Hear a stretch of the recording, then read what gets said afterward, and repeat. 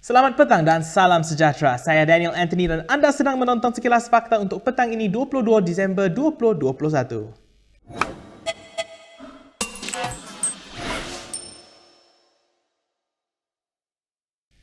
Menteri Kabinet Noh Omar mengkritik Menteri Besar Selangor Amiruddin Syari kerana tidak memahami struktur Majlis Keselamatan Negara. Noh berkata sebenarnya kedua-dua mereka mempengerusikan dua jawatan kuasa MKN negeri yang berbeza berdasarkan dua arahan. Kalau sebagai Menteri Besar, beliau tidak memahami arahan-arahan pentadbiran kerajaan, maka itulah kita lihat bahawa persiapan menghadapi banjir di Selangor menjadi kelang kabut. Jadi yang pertama, saya beritahu Yang Hormat Menteri Besar dan juga rakyat di luar sana supaya jelas bahawa bawah Majlis Keselamatan Negara ini ada dua arahan. Menurut Noh, arahan nombor 1 iaitu pengurusan keselamatan dipengerusikan dirinya, manakala arahan nombor 20 iaitu pengurusan bencana dipengerusikan Amiruddin. Amiruddin semalam berkata dia kembali dilantik mempengerusikan MKN Selangor dan menjelaskan dia tidak dapat meminta bantuan polis dan tentera pada 18 Disember lalu kerana majlis itu dipengerusikan Noh. Saya pun terkejut juga bila saya tengok MB punya statement. Oh, sebab itu dia tak boleh nak panggil polis, tak boleh nak panggil tentera. Sedangkan di dalam tentang kuasa dia dah memang ada semua, termasuk semua pasukan keselamatan. Jadi dia juga cakap, oh dia kata kalau sebab kononnya saya dah menjadi pengurusi MKN, sebab itu dia kata dia tak boleh nak buat mesyuarat. Kalau dia pengurusi MKN, kata dia boleh buat mesyuarat, 18 bulan dia boleh buat mesyuarat. Terdahulu semalam, Noh berdepan luahan kekecewaan seorang mangsa banjir yang mengadu mengenai kelewatan bantuan agensi kerajaan. Sedutan klip video kenyataan wanita tersebut kemudian menjadi tular di media sosial. Tiada satu pun agensi kerajaan yang datang menolong kami. Kenapa agensi kerajaan datang pada pagi yang pada masa air yang sedang turun? Pada masa keadaan kritikal, air dah sampai taraf gunung rumah, tiada sebarang agensi kerajaan datang menolong. Kecuali DEPAM.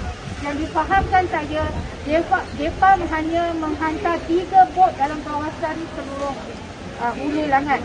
Of course, Tansi, 3 bot tidak mencukupi untuk menolong semua warga Hulu Langat. This is common sense, kan Tantri? Tambah wanita itu, ketika keadaan sedang kritikal, hanya 3 orang warga Indonesia yang berusaha menyelamatkan beberapa mangsa banjir yang terperangkap dengan menggunakan sampan. Luahan itu disampaikan wanita tersebut ketika Noh menyampaikan sumbangan di sebuah pusat pemindahan sementara di Hulu Langat. Berita seterusnya, Kerajaan Negeri Selangor pada hari ini menjangkakan banjir di Taman Sri Muda Shah Alam akan surut dengan lebih cepat. Ini berikutan bekalan elektrik sudah dipulihkan bagi membolehkan pintu air tersekat yang mengawal aliran air ke sungai kini berfungsi semula. Menteri Besar Amiruddin Syari dalam kemaskini ringkas pagi ini berkata, sebuah lagi generator daripada Tenaga Nasional Berhad juga berjaya dibawa ke pintu air. Menurutnya semalam, Majlis Bandaraya Shah Alam dan ATM bekerja keras hingga jam 3 pagi bagi mengalihkan kenderaan tersadai yang telah menghalang generator daripada dibawa ke pintu air. Terdahulu Malaysia kini melaporkan bahawa paras banjir di Taman Sri Muda surut pada kadar lebih perlahan berikutan pintu air yang tersekat. Taman Sri Muda adalah antara kawasan paling teruk terjejas di Selangor selain Kelang dan Hulu Langat, dengan kebanyakan rumah setakat pagi ini masih dipenuhi air di paras buku lali. Sebelum ini tular di media sosial video seorang penduduk yang mempersoalkan dakwaan kelewatan pihak berkuasa membuka pintu air itu dengan menunjukkan perbezaan paras air di luar dan dalam kemudahan itu. Sementara itu, beberapa penduduk Taman Sri Muda Shah Alam mendakwa usaha menyelamat dengan bot dilakukan secara pilih kasih. Wartawan Kini TV Vivian Yap menemui penduduk tersebut yang telah pulang ke rumah masing-masing selepas air mulai surut. When we ask the the bomba and all the rescue team, they say they cannot enter because there's a lot of cars parked everywhere. But when they are selectively coming and saving people, the boat can come. The big boat can come to the house, save people and go back. because I ada member dalam rescue team, yang team boat and also team kayak apa semua. So I managed to get in touch with them. Actually masa I dah mula naik, team dia I dalam grup pemancing. So team grup pemancing dah kumpul boat untuk datang ke sini. But then bila diorang sampai sini, they got the arahan untuk berkumpul ataupun pergi ke SUK untuk tunggu the coordination instruction daripada sana. Tapi bila orang persendirian, NGO coming over, so at least they should have some procedures in which yang urgent, which is you can give a go and before getting the higher authorities. Air sudah penuh, saya ambil Sanfan sendiri, bayar sendiri. Orang pergi, dia punya orang ambil pergi. Orang pergi, dia punya orang saja. Tolong bang, anak saya punya anak satu tahun. Duduk sini, tolong bang, sekejap. Call saya punya saudara, bot arrange, datang bot, saya bayar 2,000 tu botnya. Bot saja 2,000. Nasib baik bot darah, hantar depan.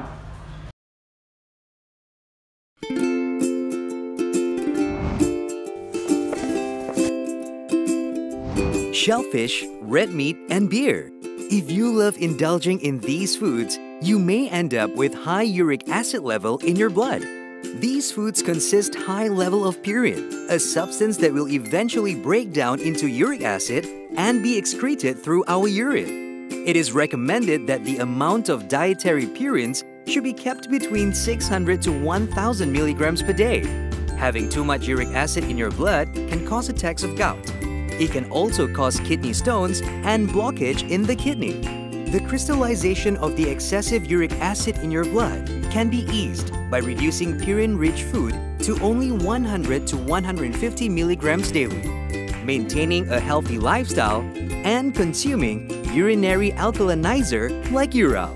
It consists of sodium bicarbonate, citric acid, and sodium citrate that increases the urinary pH and solubility of uric acid to prevent crystallization. Best of all, it's lemon-flavored and sugar-free. Ural, effective urinary alkalinizer. Neutralize your uric acid problem now.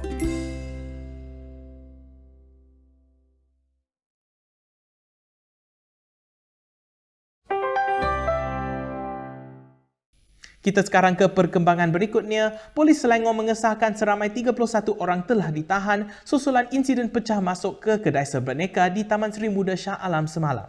Ketua Polis Daerah Shah Alam, Baharudin Mat Taib berkata, kesemua mereka terdiri daripada 10 rakyat Indonesia, 7 Bangladesh, 9 Nepal dan 5 Myanmar. Kes tersebut disiasat mengikut Seksyen 457 Kanun Kesiksaan. Menurut Baharudin, IPD Shah Alam telah meletakkan elemen pencegahan jenayah di semua kawasan terjejas dan polis menyeru orang ramai di kawasan tersebut agar tidak mengambil tindakan yang menyalahi undang-undang. Sebelum ini, Malaysia kini melaporkan mangsa banjir di kawasan tersebut telah memecah masuk ke pasaraya berhampiran kerana ramai antara mereka terputus bekalan makanan dan menahan kelaparan.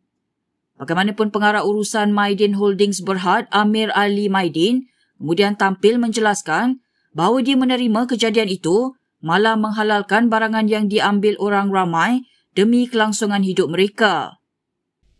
Bekas Menteri Agama Dr. Zulkifli Mohamad memuji usaha yang dilakukan Guruwaras Sahib Petaling Jaya dalam menyediakan bantuan makanan mangsa banjir. Dalam lawatannya hari ini, beliau berkata operasi di pusat ibadah penganut Sikh itu sangat bersih, cekap dan profesional. Menceritakan aktiviti bantuan tersebut di media sosialnya hari ini, Dr. Zulkifli berkata dia dibawa meninjau proses penyediaan makanan itu dari dapur hingga ke meja pembungkusan. Bekas Mufti Wilayah Persekutuan itu juga terharu melihat kerjasama tanpa mengira bangsa dan agama dalam misi bantuan kepada mangsa banjir tersebut. Beliau juga menjelaskan makanan yang disediakan penganut Sikh halal dimakan oleh penganut Islam kerana tidak mengandungi daging. Terdahulu beliau menerima jemputan Presiden Guruwaras Sahib Petaling Jaya, Awatar Singh Terry dan jawatan kuasanya untuk melawat aktiviti penyediaan bantuan makanan tersebut. Untuk rekod, Pusat Ibadat Terbabit telah menyediakan bantuan makanan kepada mangsa banjir sejak hujung minggu lalu. Dalam lawatan sama, Dr. Zulkifli turut menyampaikan sumbangan bahan makanan daripada Muslim Council of Elders Malaysia dan Surau Al-Makrifah di Negeri Sembilan. Berikut beberapa lagi ringkasan berita untuk petang ini.